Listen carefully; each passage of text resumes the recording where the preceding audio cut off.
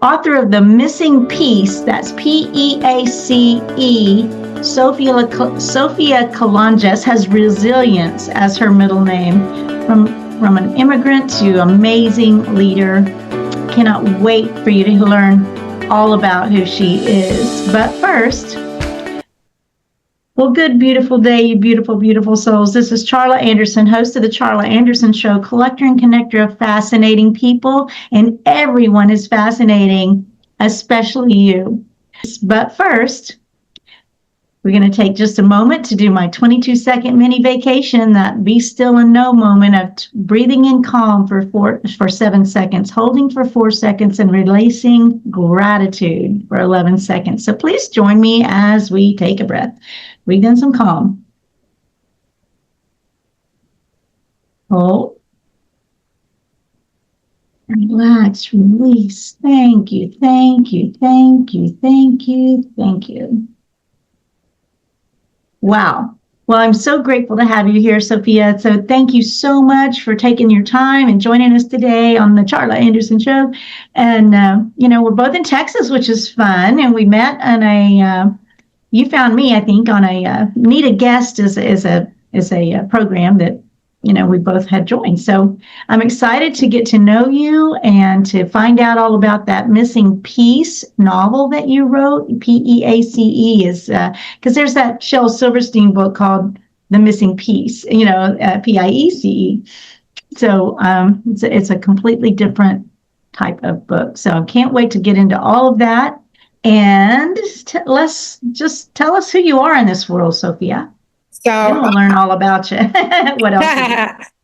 Thank you so much for having me on your show today. I am really ecstatic to be here, and I'm really honored that you took the time out of your day to extend the invitation to me. What do I do? Who am I? I am a counselor. I am a therapist. I am a friend. I am a daughter. I am an auntie. I am a supervisor at a juvenile detention center. So I am a mentor, right? I am a coach. I do all the things. My hands are in so many different things and so many different parts of people's lives. And so I am kind, I am loving, I am caring, I'm empathetic, if that are my character traits of who I am. But most importantly, I am a servant, right? And I think that's the title that I love the most of anyone else. I like to serve others in whatever the capacity may be, whether it's giving them a hug, giving them advice, right? And so that I am an author, right? I am a speaker. And so I'm all those things, but the one that I find the most and most fulfilling to my heart is the fact that I get to serve. I get to serve my community. I get to serve my family. I get to serve my friends. I serve myself, right? I serve at my church. So I think that's the part of my heart, right, that is so much more fulfilled, is the fact that I get to be a servant. Out of all those titles, nothing else matters more to me is my ability to serve others in whatever the capacity may be. That's awesome. I'm a server. I was a flight attendant for 34 years. So, that mission field of those people on the plane, I'm a server. I'm an encourager. So I can relate to that 100%. So you do have your hands in a lot of things. And I know you help, especially youth, right, with substance abuse issues and right, integrating into their lives. Yes. I'd love to know a little bit about that, because it's the peer pressure these days is there's just something a lot different than when I was raised. It feels like there's a lot of confusion in our world. And so how do you help those kids? I got into that field in 2019, but I was working with adults. When I moved here to Texas 6 years ago, I started working at a juvenile detention center, and my passion was always substance abuse. It was, I don't have, thank God I don't have that in my family. However, I just drew a liking to that. I just drew like I just wanted to help them, right? Working where I was working at in 2019. So when I moved to Texas, I wanted to get back into that field, and I got introduced to working with the youth in that aspect. And so when I started to work with them, it was just like home again, right? It was like my love again. Yes, substance use, a lot of times people have this taboo that you can just quit, you can just stop, but it's not that easy. And I want people to be able to extend grace, right? And get the people the help, get the education that they need as they're going or seeing their loved ones go through that, to understand the chemical imbalances, right? And then that's the natural part of it. And if you think about the spiritual aspect of it, that's a stronghold that's trying to keep that person from living, right? From living the lives that they were called to live according to the Lord. And so when people get the understanding of what that really is, they'll have more compassion, they'll have more grace for people who are going through substance abuse. Absolutely. So that's grace is a word that is, I mean, of course, it's a wonderful word. I've known it all my life, but it's continually risen in my world in the last week or two, right? I've been hearing it a lot at church and different uses of that grace, but grace is huge, and judgment is not, not a good thing. So we often are, I have in my little book, I talk about this a lot, and I quote from this teeny little book, Candy Bar Hugs. It doesn't take much to make a difference, but I quote from my little book a lot about unconditional love, unconditional forgiveness, not unconditional boundaries, and the harder people are to love, the more they need it.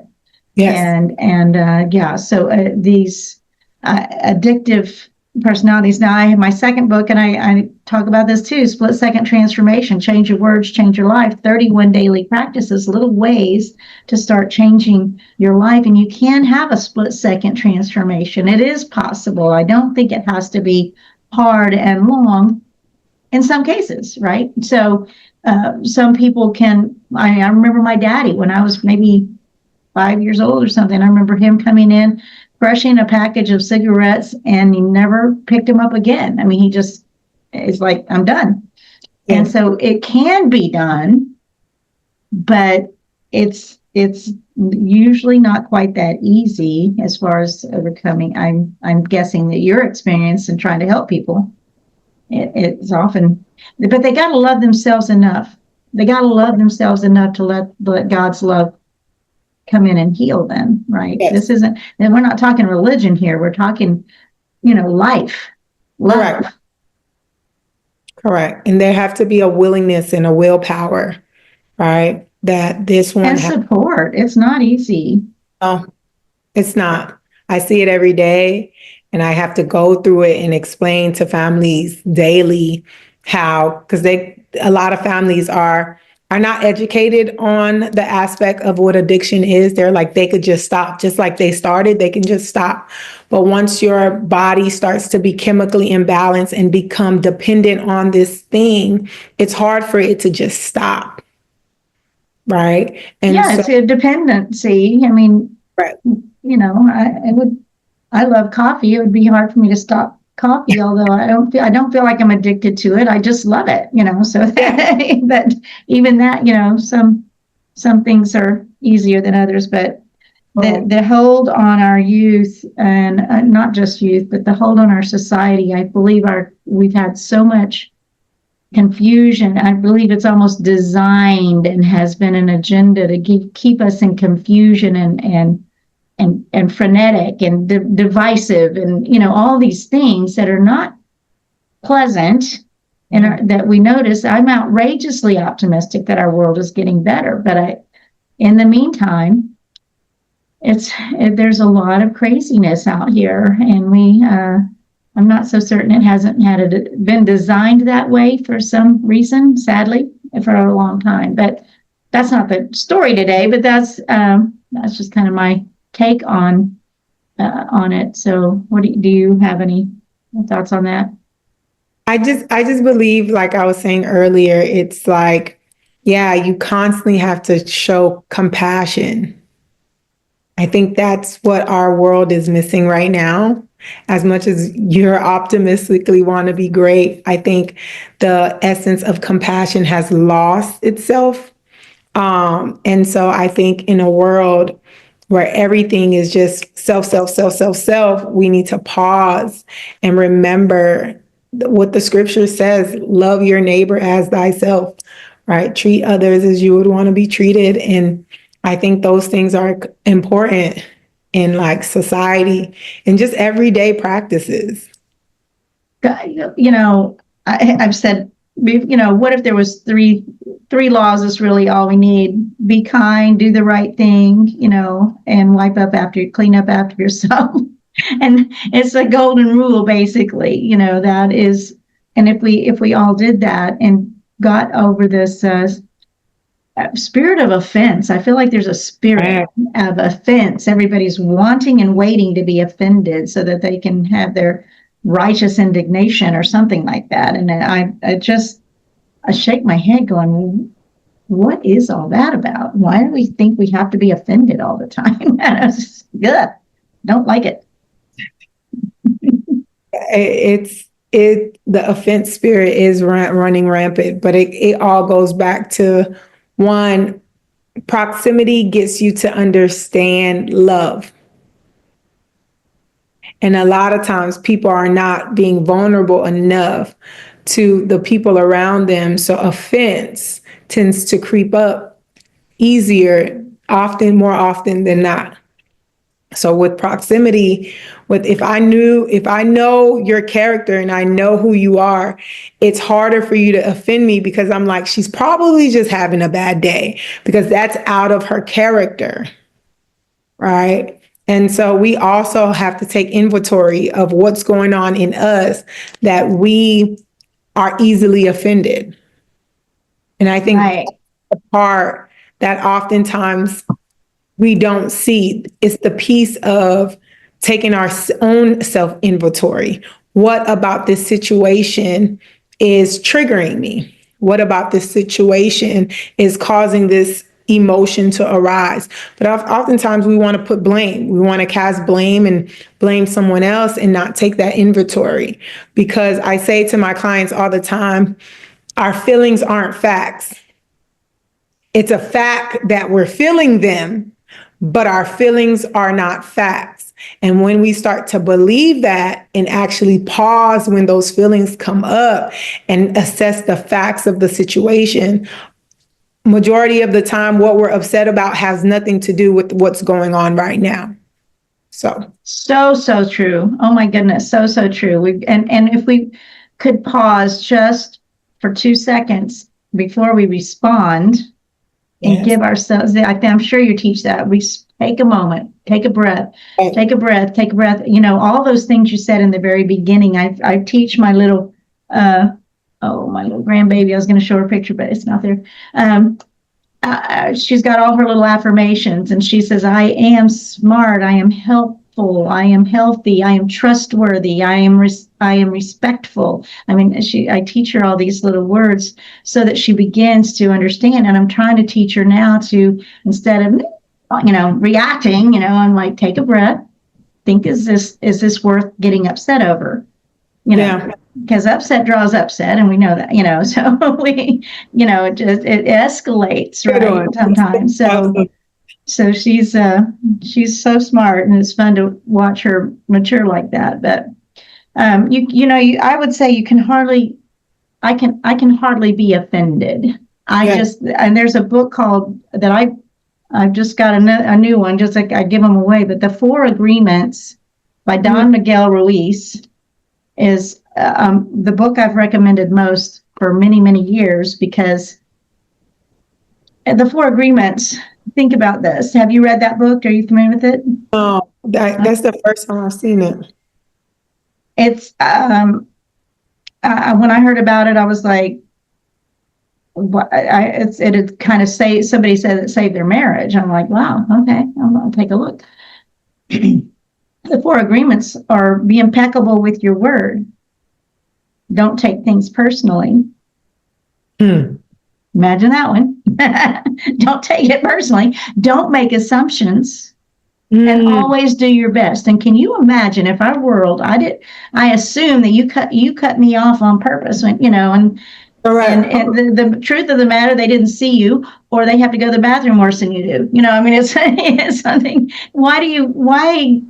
And then Michael Singer wrote some, The Untethered Soul and some things. And when I discovered his work, and he's like, we're on this, and since Let There Be Light and eternity, we're a tiny pinprick in time. Yes. Here on this little ball of, or flat earth or ball of earth, whatever we want to call it these days, whoever's winning that argument, I don't know. But we're on a tiny speck in the spectrum of eternity, and we get just these few seconds, of life. 70 years, 80. I'm 71, so I guess I've got 120 as I'm claiming. But why do we spend it offended and upset when it's precious? And we should. I don't like to use the word should, but why are we so offended, and so upset so much of the time, instead of, letting it be? Relax, release, let it go. Relax, release, let it go. And just keep on smiling, right? So that's to me is that's something that it's a perspective. Yeah. That when I read that, and I was like, oh, that's so true. Why do we go around being upset and offended all the time when, it's our precious time, our precious life. Yeah. And I think like you said, you said something about relax, release, and let it go. Relax, release, let it go. And I think a lot of times people are so willing to hold on to the hurt because they don't know what the opposite of healing look like, or they don't want to put in the work. Right? I've been so attached to these things that I don't want to put the work in. Hence why your life is stagnated. Hence why you're having those same responses, right? Because you're allowing things that no longer suits you, right? No longer benefits your growth, you're still holding on to those things. And that causes us not to be able to mature. That causes us, one, to go through life angry, hurt people. We're making more, enemies than anything else because we're hurting and we don't know how to express that. And we're not even talking about the very things that are hurting us. So we're spilling over that garbage in our relationships, in our careers, with our families, in our communities, right? So I think it's the aspect of people they don't know what's on the other side of healing, right? I know what's on the side of pain, but I don't even want to test out what's on the other side of healing. So we get these people that are just stuck. We get these people that are just angry, right? And that's their norm. And they really, I don't believe our society has given us the tools to know how to manage life, really. I know in the schools they're not teaching us how to manage daily life, how to write a check, not that anybody does that anymore, but how to, just normal common sense, common courtesy, manners. I did a course. Mini course. It was like Nana Says So, how to treat, how to teach your children and grandchildren to have the common sense, common courtesy, manners, and lift each other. And one of the ways I say it to mine is like, I love you too much, not to limit your screen time, or I love you too much not to encourage you to go outside, or I love you too much to allow you to be disrespectful. And so that's a great term that I came up with. And, I do believe that we just have somehow we've just let it go. We let a big box on the wall or in our hand, train our kids, and train us as well, train our minds to. And there's nothing but fear in there. Who I am is unconditional. I mean, is bold faith, no fear. Who I say I am is bold faith, Yes. no fear. And it's who I am, because what I say after I am is who I am, and it's God's name in me. So I try not to diminish what I say about myself, right? So what I am is God's word in you. That's God living in you. So we've got to stop being so casual with our words that we say to ourselves. But that's the thing. We have to know the word in order to say the word. And then we also have to have that self-confidence in order for us to call those things that are not as if they were. And I think that's one of the things that, one, is not being taught. And then two, we're not spending time enough to study to show ourselves approved, right? I can't say that I am a child of God if I never sit at the feet of God. Because it's a difference to say, right? And then there's a difference to have a relationship with, right? Those are two different things. And I think a lot of times we don't understand the power of our words, and which causes us not to be able to speak those things. And we're so conditioned to think about the negative things first because of our experiences, right? Our experiences create your world, right? Whatever I've experienced, majority of the time is what's going to be my output on life. If I've experienced struggle majority of my life, I'm not going to think that I am capable of getting out of this. I am capable to be the next millionaire. I am capable to be the next author, because I didn't see that. Right. So my imagination of what my life looks like, of course, is going to be like, I'm going to struggle and I'm going to do this. And it's going to all look negative because of my experiences. But then if I get around some people and some community that's able to pull those things out, right, that is able to call those things forth, right, then I'm able to, I call it the training wheel effect, right? And what is that, Sophia? It's finding hope in the people around you until you have the ability to have it for yourself, until you have the ability to take those training wheels off, right? And move into that direction for yourself. That's when you start to build the confidence. And I created that little saying because that's what I had to do. That's my story. That's a part of who I am. That's a part of, I had to have faith in other people who saw the leader, who saw the author, who saw the woman of God, right? Who saw the anointing, who saw the calling on my life, right? I had to have that hope because that wasn't a thought for me. Because all my life I thought I was not going to be good enough. I'm not good enough. My skin color disqualifies me. All the things, like a lot of the things were based on my skin tone, right? It caused me to disqualify myself. The skin. Go ahead. No, go ahead. What you're saying. Yes, like my skin tone disqualified me. So it caused me to cast myself out of rooms and places and in things that I knew were for me.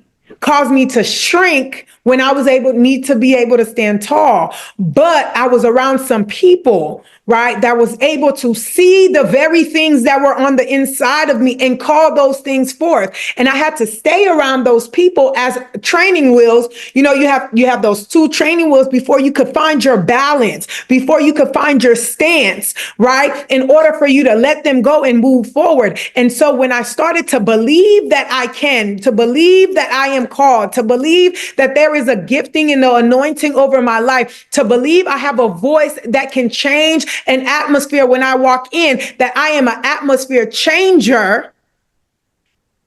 When I started to believe those things as much as they were saying it to me, when I took the control to believe, I was able to start writing it out. That's awesome. Truly. And I do want to talk about your story. A couple of things I want to bring up, but let's talk about your book. It's a novel called we mentioned it, but the Missing Piece, Peace, but it's a novel. So tell me about that story. Yes, I would, and I think. Well, just what do you have to say? What is that story? It's a novel. Is it a kind of your life, or is it? Yes. Yeah. It's a novel about my life. It's aspects of my life, pieces of my life, right? So the title came in. Just a little backstory, context before I go in. I was journaling. I was a very dark place in my life, very dark place, working a midnight graveyard shift. And I'm not one to express myself. I'm not at that moment. I wasn't one to speak. I was very quiet, not shy quiet. I just didn't want people in my business, that type of quiet. Like I said very few things to answer your question, and I kept all the other information to myself. And so I was at this job working the grave night shift, and I just had so much on my heart that I wanted to relax, release, and let go, right? And so I just started journaling. I got a composition book from Walmart, and I remember going to work in order to keep myself up, right? I was like, okay, I'm going to study for a certain amount of time because all my clients were asleep. I did my job the first hour and I had 7 more hours to go.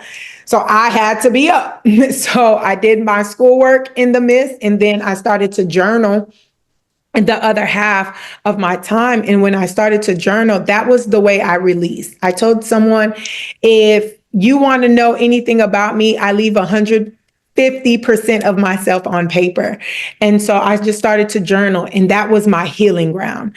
And in the midst of that, I heard the Lord in my prayer time. The Lord says, you're going to turn this into a book. I laughed because I'm saying, I don't want people in my business. I don't want nobody to know anything about my life, my struggles, like, what I think about myself. I don't want people judging me, all the things.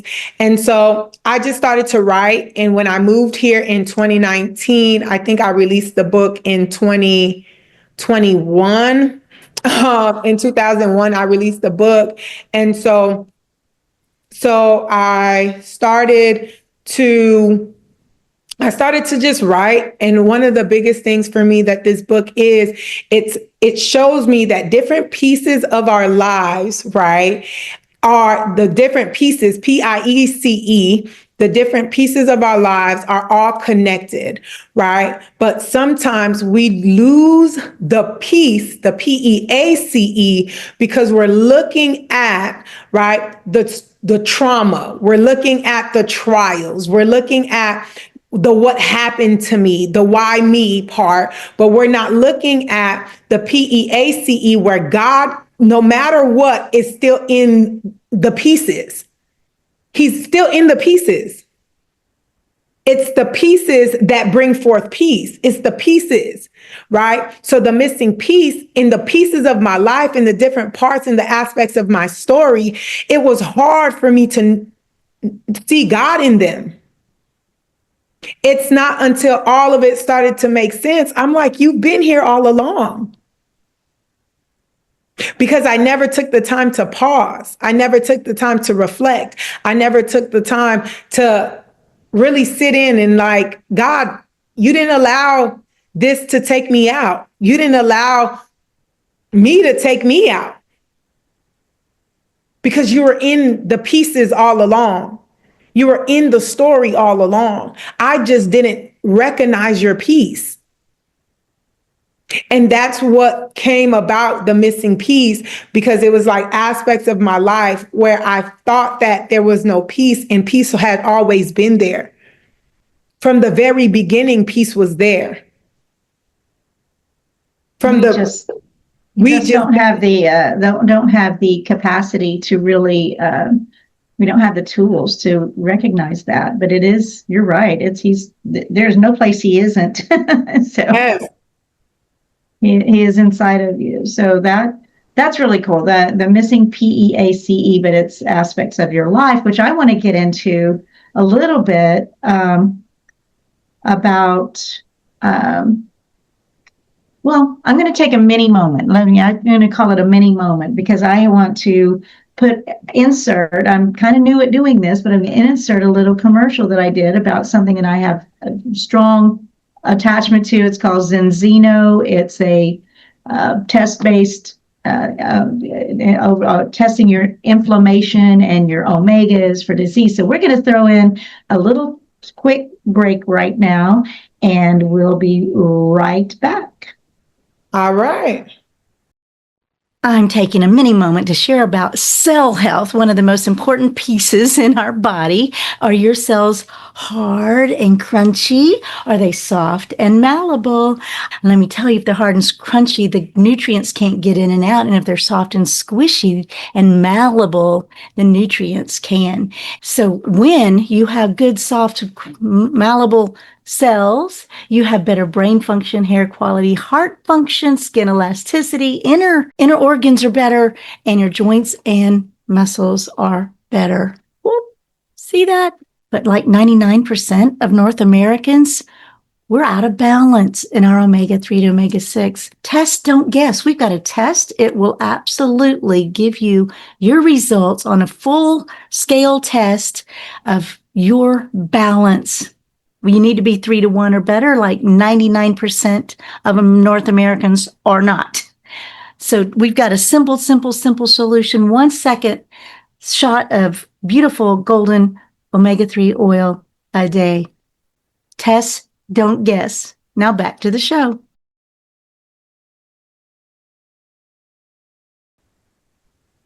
And so we're back with Sophia Coulanges, and we're going to spell that now. Go ahead and spell your name. So it's because if people are listening and not watching, they can. It's going to be hard to. It's a little hard, tough name to spell. So my last name is spelled Coulanges, and that says Coulanges. And it's Sophia with an A at the end. So Sophia Coulanges. And let me just, I'm going to speak this too, because what we're talking about is Zenzino in the break, and charlaanderson.com/ZINZINO, charlaanderson.com/Zenzino, ZINZINO, because I don't think it's spoken in that ad. So anyway, back to the show here. So that's kind of fun. I've never really monetized my show, but I'm ready to move into that a little bit. So what I want to hear, you were an immigrant? Yes. And was it what country from? I'm from St. Martin. St. Martin in the Caribbean. Okay. Right. Well, if unless I read something wrong, it seems like you had a pretty tough childhood, and immigrant, like you said earlier, you didn't feel seen or heard or didn't feel good. What I know is that there's not one of us, and I've had discussion about this recently, there's not one of us that don't feel inadequate. Yeah. No matter what. And we make these stories up about our about our situations, right? Yeah. And then something happens, we make up a story about it and we stick it back here and forget that it was a story about what happened. And then it's like, see, I told you I was stupid. See, I told you, I made an F. I'm saying I told you I was stupid. And the F is the fact. The story is that you're stupid. That's just an example. You place it back here and you can, self-fulfilling prophecy. See, I told you. And you continue doing things that prove it to yourself that you're stupid. And that's just an example. You were talking about skin color, and I know that God, if we all went into the bed, into the room and pricked our finger and spread, I don't care what color you are, your blood's red. And I've never understood why we have that even as an issue. And what do you have to do about it, right? What could you choose? So anyway, that's a little tangent on that, but we all bleed red, and I don't understand that skin color should have anything to do with anything in the bigger picture. So I haven't experienced it like you have, but I just It's incomprehensible to me that we all bleed red. So shouldn't be anything to fight about. Anyway, enough about that unless you have something to add, because I'm like, No, it's one of the things that a lot of times is not spoken about in our community. The You can be Black and still be different, considered different, right? And so that was something that I experienced. But I think that that was one of the things that caused me to be and believe in who I am today. And that I didn't want the opinions of other people to be who caused me not to love myself. For years, that was a thing. And so I no longer want those voices to keep me bound, right? In a story that doesn't belong to me, right? no, of course it doesn't. I mean, you're beautiful, and I mean, we all are, and we are all loved before we were created in our mother's wombs, right? We were loved and created for such a time as this, exactly. So anyway, but the harshness.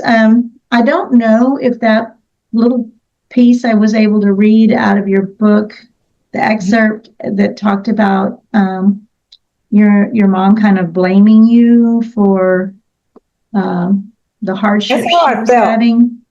That it was said a couple of times, and I think that was like hard because it was just the both of us. And I felt like because I was the one that also wasn't documented, it made her not documented. So that blame, I put it on myself.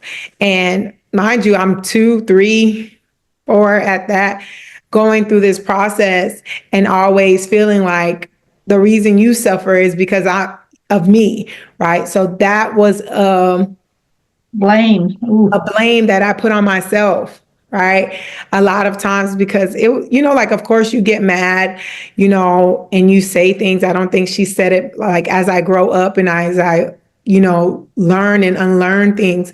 I don't think it was said maliciously. I think in the heat of the moment, like, I'm going through this because of you, was like, that was the facts, right? How it made me feel, right, was my interpretation of what the fact was, right? So for years, I did believe that I was to blame. She didn't love me enough because of this, because I was the one, that I wouldn't say prevented her from getting it, but I was undocumented, which caused her to be undocumented. And it was just a cycle of things, and the money spent and the people. I don't wish that experience on my worst enemy. I don't have any, but like if I did, I wouldn't even wish that on them, because like going through that as a kid, it was a lot. It was a lot of like court cases, court systems, lawyers, like before the judge and all these things, a lot of denials, denials, until one day it finally happened. And so I'm grateful for that. But like going through that when I was younger, it made me feel like I was to blame. Like if I wasn't here, life would have been better for you. All the things that we can say to ourselves, or the enemy will whisper into our ears to cause us to feel as if, it's your fault. Right. And so for years, I believed that it was my fault. And as I grew older and I, started to go back and go to therapy and do all the work, I noticed like that was how I took the situation. Right. That was not ever, my mom is not the type to make me feel this way, but that's how in that moment, that's how I felt. My feelings were real to me in that moment, in those moments. And so going through that was hard. I can only imagine, and trying to. I say this. I had a friend that came from, I think, Albania years and years ago. He's still a good friend of mine, but he said there's not another country in the world that has the word dream after it. No. There is no Polish dream, it's American dream. And as crazy as our country seems right now, people still want to be here and flock to this American dream. And going through this system is I'm sure a challenge, and it's worth it. Obviously it was worth it to your mom. It was. To go through the system and figure it out. And at this point, you're an American citizen, right? So it was worth the pain to be able to have the American dream and whatever that shape looks for you.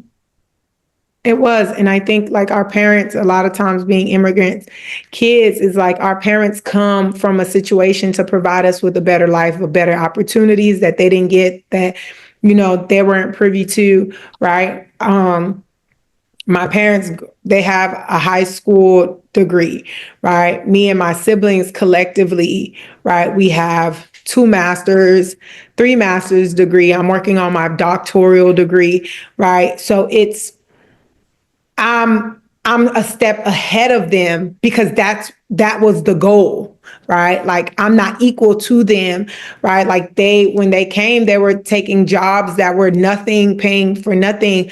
I have a job where, I'm in a career. If I really want to make my job my career, I can do that. And if I want to change my job as well, I have the opportunity to do that, right? Because of my education, because of my experiences, I'm able to maneuver my life. Whereas they had to take jobs that they didn't even want to take, right? In order to provide those opportunities and for us to have access to those resources. So I don't take what they've done, like I take it as an honor. I'm humbled for their accomplishments to even come here, do this, build from zero, not speaking English. Like in our household, we do speak another language. However, I'm able to speak a different language. I'm able to say I'm bilingual, speaking my language and English as well, like reading, writing, being able to get to this educational success rate. It's all because of them. And if they didn't take the risk and they didn't take the chance to come and to migrate here to provide this opportunity for us, then we wouldn't have been doing, Lord knows where we would have been, right? Like what we would have been doing. So I'm really grateful that they did take the risk. I'm really grateful that they did come here to give us a better life. And so we're able to achieve, we're able to quote unquote, live the American dream, whatever that is to that specific individual, because each and every person have a different understanding and a different dream, right? Not 2 people have the same dream, right? And so that's one of the things that I'm grateful for. Right. So, yeah. So Andy Dooley is his name. He came over here with about $100 in his name in his pocket. He was a pizza delivery driver on a bicycle. And when he got a car, it honked by itself. And he's now a multimillionaire. So there. And I see, it seems to me that perhaps those of us born and raised here have lost the dream aspect of it. At least some of the younger people have lost that they still can have the American dream. They've got a sense of entitlement sometimes, maybe but I notice most of the people that are immigrant here are hard workers. They are so grateful to have opportunities that they didn't have in their home country. So, that's my take on it. Does that resonate with you? Yeah, that I could definitely say like there is a difference between some of my friends that are born here and then me and some of my other friends that are born in like outside of the US, and just to hear our dynamics, our different perspectives, right? They feel like we work harder, I believe, and we're more go-getters, and I feel as if sometimes they feel as if it's handed to them. And so our work ethics are different, our drive, sometimes our ambitions are different because we understand the sacrifices that were made in order for us to get here. That's beautiful. Really, so I'm very in on and awe, and I know the process is hard, but I think it's worth it if you want to be here, make the effort, right? So um, that so you let me see. So that was about what year were you? Did your family come here? How many years has it been?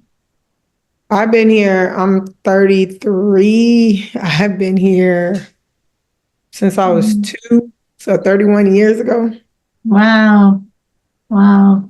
Yeah. So, and your parents, they live nearby, or how's Oh, your, they're still here. They're in Florida, and I live in Texas. So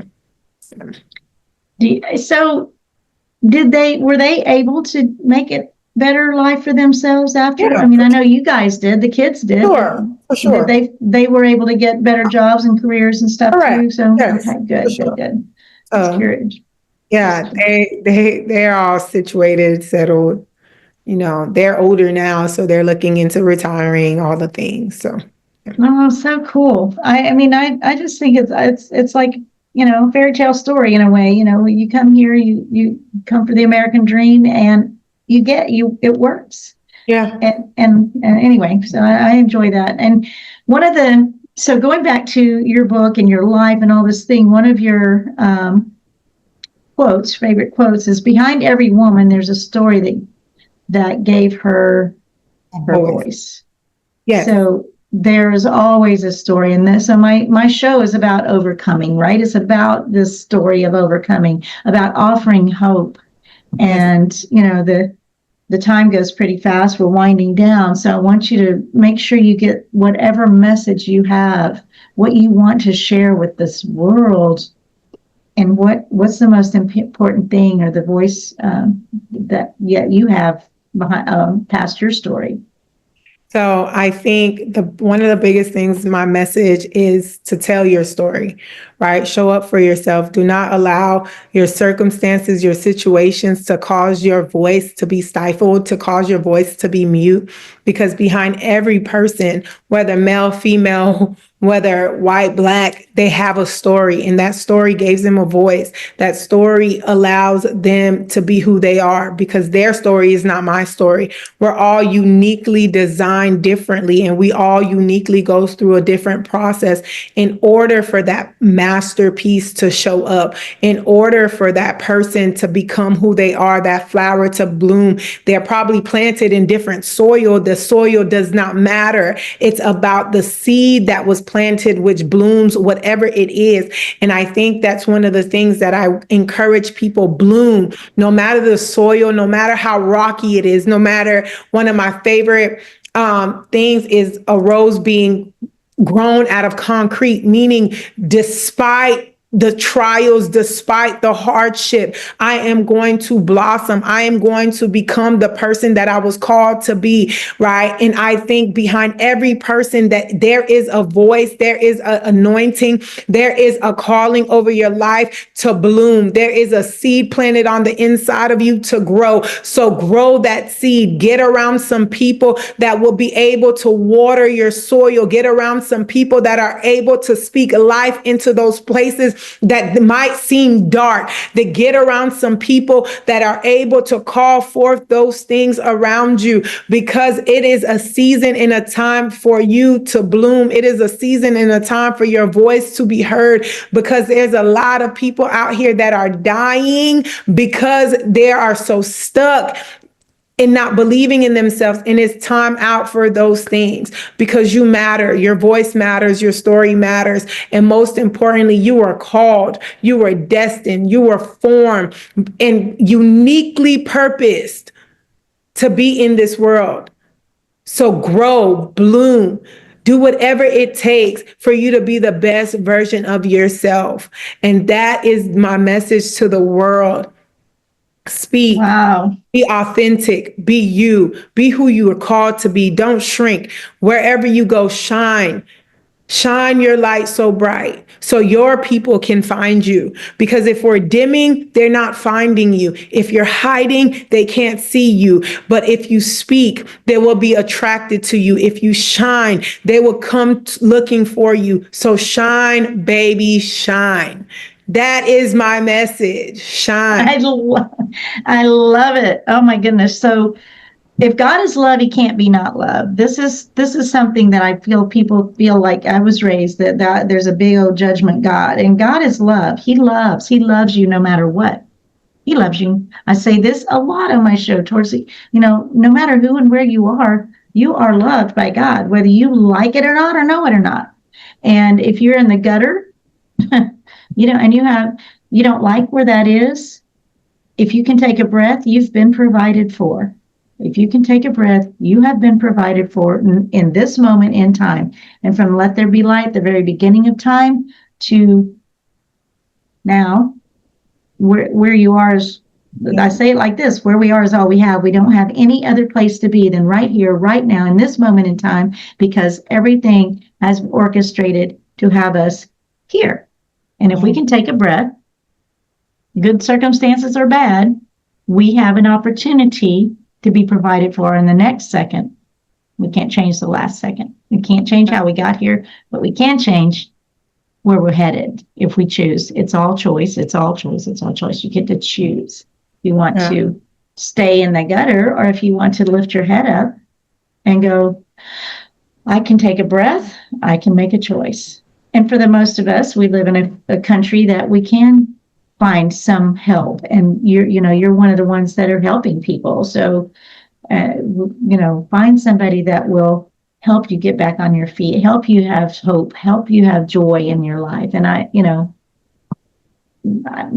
my show with choose joy every week because I found out it's what my name means too. Really, Charla. There's a derivative of joy in Greek, and so. We have opportunity. And this is my encouragement, the story about overcoming and offering hope, this show, that's what we're doing here. We want everyone to live a life of peace, P-E-A-C-E, peace.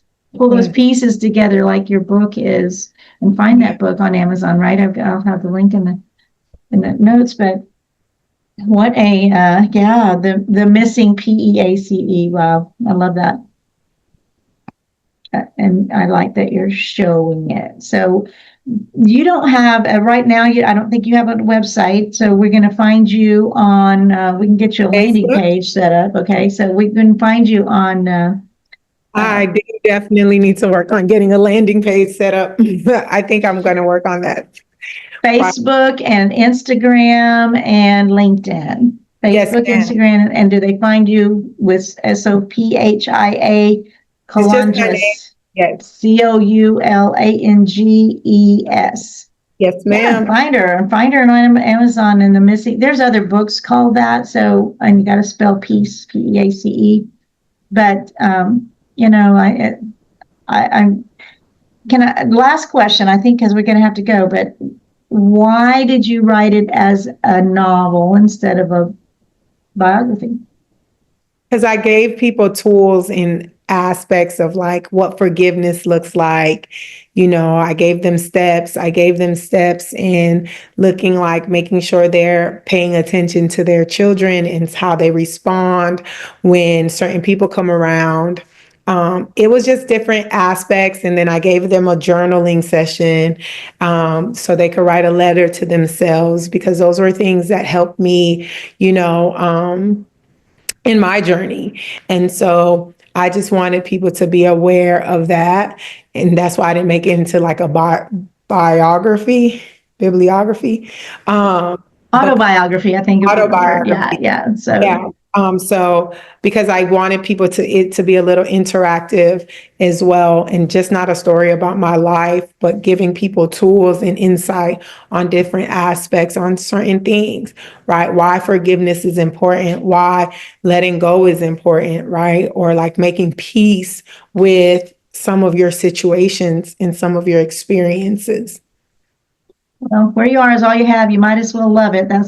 that's my line there because where else do you have to be than where you are right now? No. And we get into the complaining thing and we get more to complain about. Upset draws upset. So all these lessons, and many of them I say over and over and over and over on this, on my talks and on my shows. So I want, sometimes it takes a few times to hear something before it starts sinking in, right?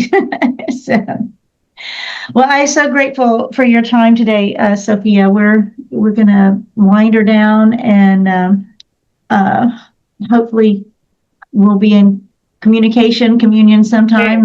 Maybe meet up in person sometime. And yes, we're on the opposite side, but we could come together. Right, you're east of Dallas, and I'm actually east of Fort Worth, but I'm west of DFW Airport. So we're different counties, but same vicinity. Yes. So thank you so very, very much. And I look forward to hearing from you again. And let's stay in touch, and remember to always, always, always choose joy.